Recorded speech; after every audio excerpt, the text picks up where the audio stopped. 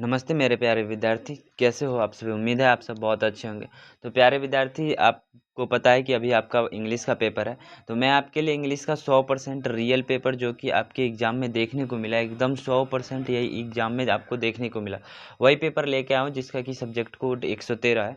तो इस वीडियो में हम ऑब्जेक्टिव का बात करेंगे, जिसमें कि 70 ऑब्जेक्टिव दिया होगा और उसमें से आपको 40 का ही आंसर करना है, ठीक है? तो बढ़ते हैं पहले प्रश्न की ओर। मैं सीधा प्रश्न 1 पढ़ूँगा और उसका सीधा आंसर बताऊंगा कि कौन सा ऑप्शन होगा, ठीक है? देख सकते हो आपको कि यहाँ की 70 नंबर का ऑब्जेक्टिव होगा और 3 घंटे का समय दिया जाता है, पूरे 80 नंबर का एग्जाम होने वाला है, ठीक है? तो बढ़ते हैं पहले प्रश्न की ओर, ठीक है? ये एक प्रश्न के लिए आपको 1 अंक मिलेंगे, जिसमें से आपको 40 क्वेश्चन ही करना है, ठीक है? तो पहला है प्रश्न है, कहता है कि Echo and Narcissus belong to mythology. Echo and Narcissus belong to, उसके बाद खाली स्थान दे दिया है तो माइथोलॉजी। तो इसका आंसर हो जाएगा ए में, कि यानी कि ग्रीक से बिलोंग करता था। इको और नर्सियस कहाँ से बिलोंग करता था? तो ग्रीक से बिलोंग करता था। दूसरा प्रश्न है हु क्रश्ड। दूसरा प्रश्न है हु क्रश्ड इको, यानी कि इको को कौन क्रस्ट कर रहा था? तो इसका आंसर हो जाएगा दूसरा का सी, यानी कि हेरा हो जाएगा। कौन कर रहा था? तो हेरा। उसके बाद तीसरे प्रश्न की ओर बढ़ते हैं। तीसरा प्रश्न है who body whose body became the stem of a flower.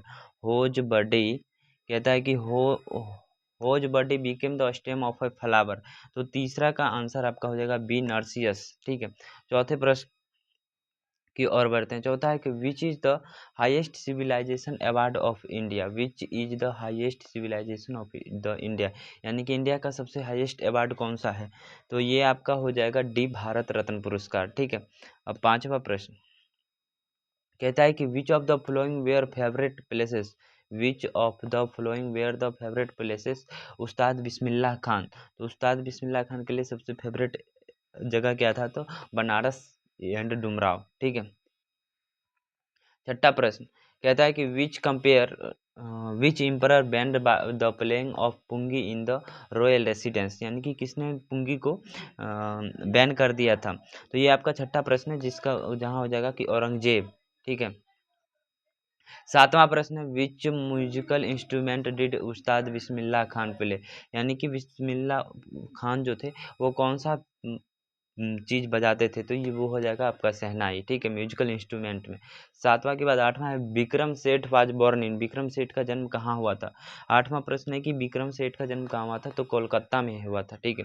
नौवां प्रश्न है वेयर इज द पुश क्या है? Where is the Pashupatinath temple, यानी कि पशुपतिनाथ टेम्पल कहाँ पे है? तो पशुपतिनाथ टेम्पल आपका मुंबई में है। कहाँ पे है? मुंबई में है। उसके बाद 10वां प्रश्न है एट विच प्लेस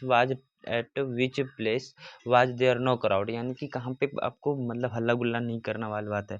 तो 10वां का हो जाएगा कि काठमांडू एयरपोर्ट में, ठीक है? 10वां का काठमांडू एयर नहीं, ये नहीं होगा। बागमती, बैंक ऑफ बागमती, यानी कि बागमती नदी के किनारे।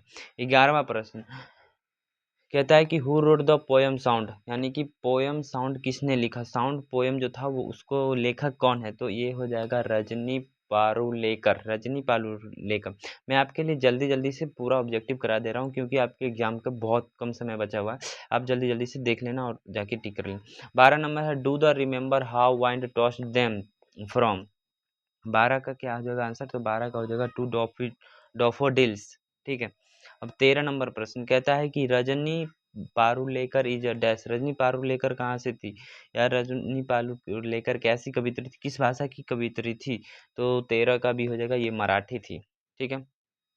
14 नंबर प्रश्न कहता है कि Nirada Nirada Suresh has written more than poems, यानी कि निरादा सुरेश कितनी पोएम्स लिख चुकी थी?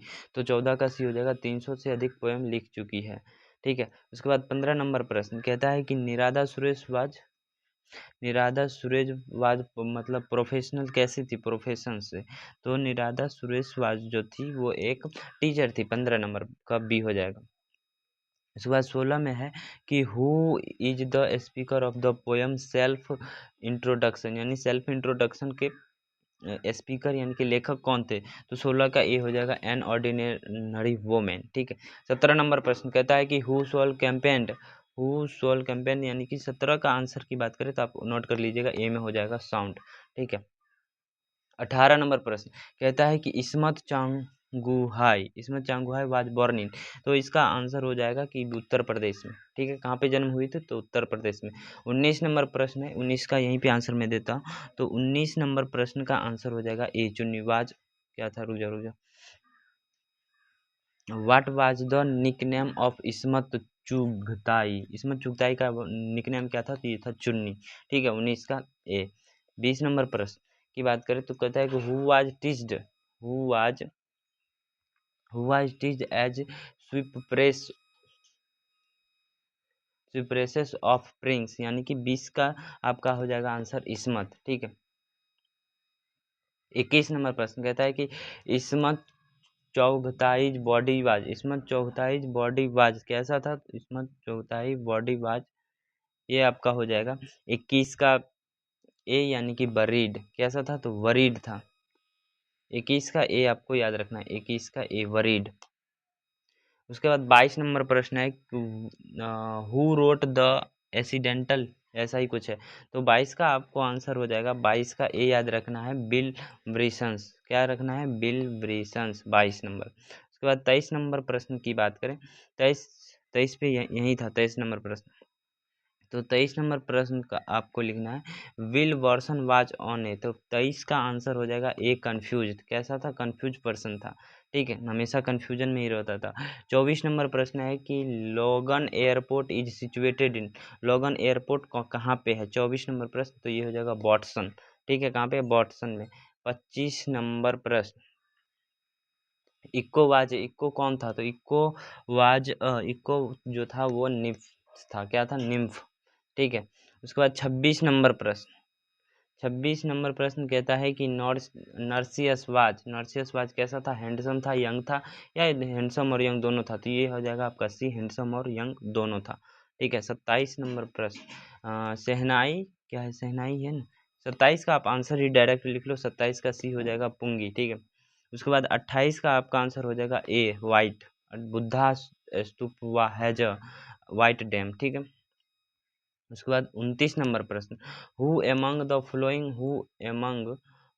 Flowing was the recipient of the Maharashtra state award, तो 29 का आंसर हो जाएगा, 29 का सी, रजनी पारुलेकर, 29 का सी हो जाएगा, रजनी पारुलेकर।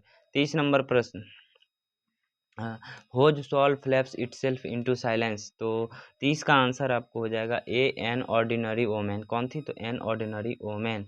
उसके बाद 31 नंबर प्रश्न है द ट्रेन इज अराइविंग इन, ये आपका ग्रामर से प्रश्न था। ठीक है, 31 नंबर, तो ये हो जाएगा एन आवर, आवर में आवर लगता है ना, ये आप पढ़े होंगे।